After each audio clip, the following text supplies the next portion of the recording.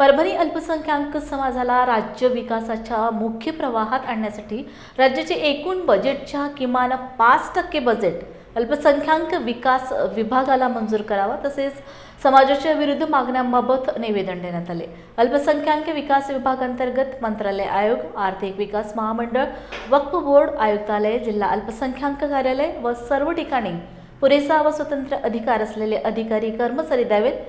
संविधानिक हक्कानुसार सर्वच धर्माची प्रार्थनास्थळे दंड भरून नियमित करावी आदी मागण्या संस्थापक अध्यक्ष जाकीर सिकलगार, जिल्हाध्यक्ष उस्मान शेख, कार्याध्यक्ष डॉक्टर प्राध्यापक असलम बारी, सहसचिव मोहसिन शेख यांनी केल्या आहेत। गेली 5 वर्षापासून अल्पसंख्याकांच्या अनेक समस्या ज्या आपण आता व्यक्त करतायत, अनेक समस्या आहेत त्या एकदम मोजता पण येणार नाहीत अशा समस्यावर आम्ही काम करतोय। याच्यामध्ये पहिली जी अडचण होती की जिल्ह्याला जिल्हा अल्पसंख्याक कक्ष नव्हता, तो गेल्या वर्षी जिल्हा अल्पसंख्याक कक्ष सुरू झालेला आहे आणि त्याचा अधिभार जिल्हा नियोजन अधिकाऱ्यांच्याकडे दिलेला आहे। आणि अशाच पद्धतीचं राज्यामध्ये देशात पहिल्यांदा महाराष्ट्रात अल्पसंख्याक आयुक्तालय छत्रपती संभाजीनगरला सुरू झालेलं आहे। म्हणजे आता कुठंतरी अल्पसंख्याकांचे प्रश्न सुटण्यासाठीची जी यंत्रणा पाहिजे होती ती यंत्रणा उपलब्ध झालेली आहे। परंतु आज आम्ही जे निवेदनं दिली त्या निवेदनामध्ये प्रमुख होतं की जिल्हा अल्पसंख्याक कक्ष हा कार्यक्षमतेनं चालला पाहिजे।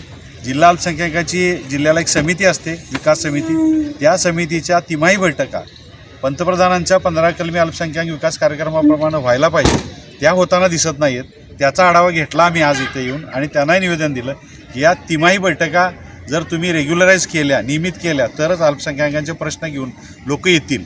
आता अल्पसंख्याक कक्ष इथं आहे, परंतु जिल्हा अल्पसंख्याक अधिकारीची पाठी जर नसेल तर त्यांनी कुणाकडे जायचं, तो 10 ठिकाणी विचारणार आणि ह्या अधिकारी नाही त्या अधिकारी नाही समजून तो परत जाणार। त्यामुळे आम्ही त्यांना की जिल्हा अल्पसंख्याक अधिकारीच्या कक्षाला पाठी लागली पाहिजे, अल्पसंख्याक कक्षाची पाठी इथं लागलेली आहे, त्याच्याबद्दल इथल्या प्रशासनाचं आम्ही अभिनंदनही केलेलं आहे। परंतु तिमाही बैठका जर झाल्या तर प्रश्न सुटतील।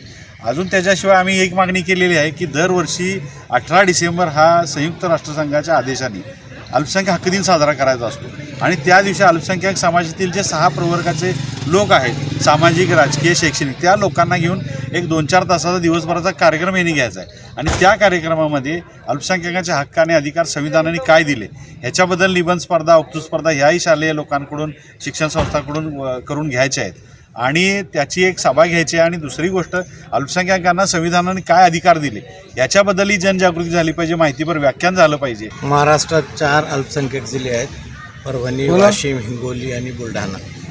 परभणी हे बहुल अल्पसंख्याक जिल्हा आहे।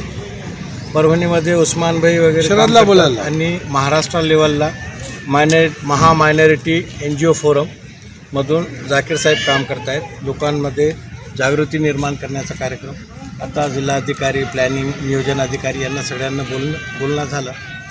त्याच्यामधून असा समोर आला की अंमलबजावणी होत नाही, कोणत्याही फंड अलॉट केला तरी अंमलबजावणी होत नाही, तर ते निधी परत जातो किंवा राहून जातो। आणि आपल्या देशाला महासत्ता करायचा असेल तर मायनॉरिटीला मागे ठेवून देश हे महासत्ता होऊ शकत नाही।